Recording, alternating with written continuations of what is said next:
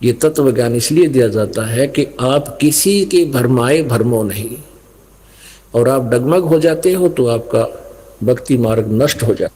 तो पुण्यात्माओं, इस प्रकार आपके ऊपर विशेष कृपा है परमात्मा की कि आपको ये ज्ञान सुनने को मिल रहा है, और इसको दृढ़ निश्चय के साथ अब जो दास ज्ञान बताता है, जो विधि बताता है, इसके अतिरिक्त कोई भी आकर तुम्हें किसी प्रकार का भी ज्ञान देने की चेष्टा करता है और आप उसके द्वारा दिए गए भक्ति मार्ग को स्वीकार करते हो, तो आप भक्ति से भ्रष्ट हो गए।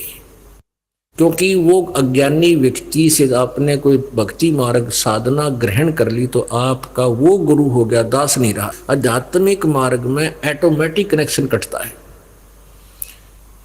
तो फिर आपकी भक्ति नष्ट हो जाएगी।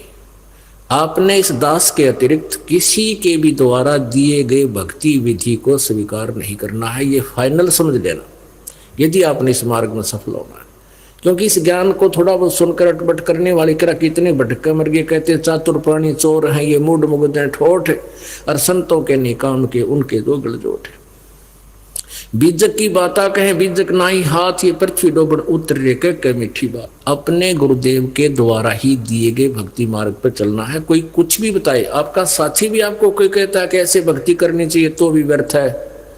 भक्ति मार्ग में ये दास जैसे बतावे कैसे सिमरन करना है, किस मंत्र का करना है, कब करना है। श्वास उस श्वास से नाम जपो, व्यर्था श्वास मत को, ना बेराई सांस का फिर आवन होना।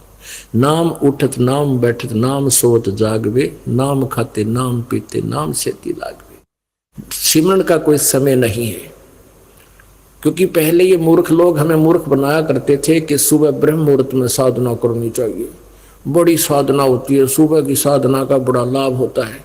तो पहले ये इसी टाइप के लोग होते थे कि सुबह, पहले हमें कैसे मूर्ख बना रखा था इन साधकों ने, संतों ने, नकलियों ने। एक गांव में क्योंकि साधु संत पिछली भक्ति शक्ति का कोई आ गया, थोड़ी बहुत सिद्धि दिखा दी, उसकी चर्चा होगी, वहां डेरा बना दिया, वहां और भी कोई, उसके जाने के बाद और भी साधु संत भक्त साधक रहने लगे।